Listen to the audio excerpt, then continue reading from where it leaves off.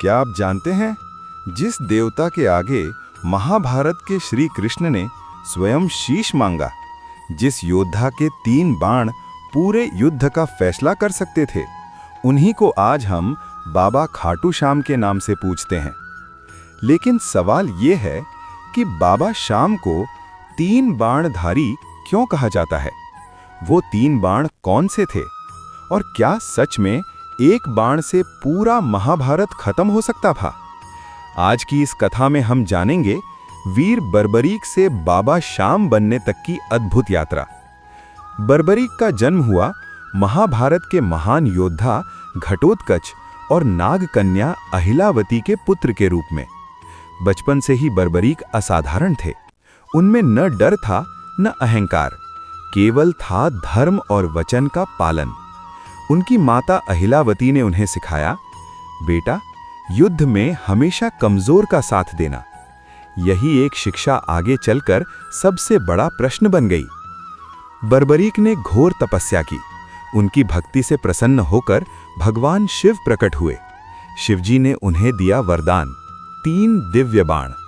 पहला बाण, युद्ध भूमि में जितने भी शत्रु हों, ये बाण सभी को चिन्हित कर देता था। दूसरा बाण, ये बाण उन्हीं चिन्हित शत्रुओं का विनाश कर देता था। तीसरा बाण, युद्ध के बाद बचे हुए बाणों को खुद ब खुद तरकश में वापस ले आता था। यानी पूरे महाभारत का युद्ध सिर्फ 3 बाणों में समाप्त। इसीलिए बर्बरीक कहलाए 3 बाणधारी।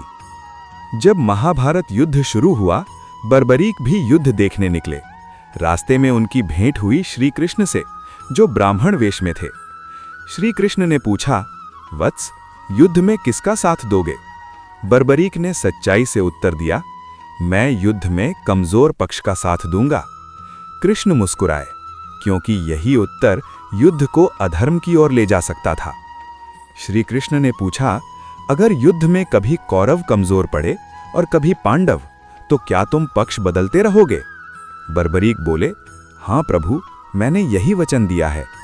तभी श्री कृष्ण समझ गए कि अगर बर्बरीक युद्ध लड़े तो धर्म की हार तय है।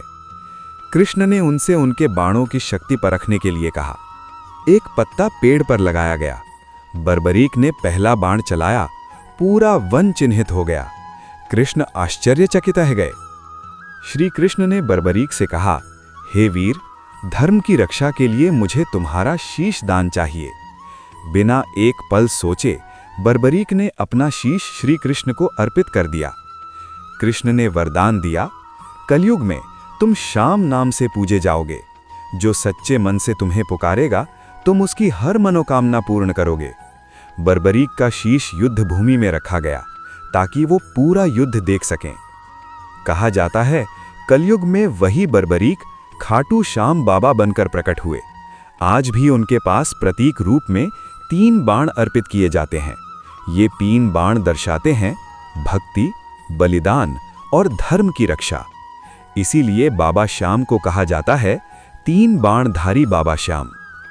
अगर आपको बाबा श्याम की ये कथा अच्छी लगी हो तो वीडियो को लाइक करें, सब्सक्राइब करें और कमेंट में लिखें, जय श्री श्याम।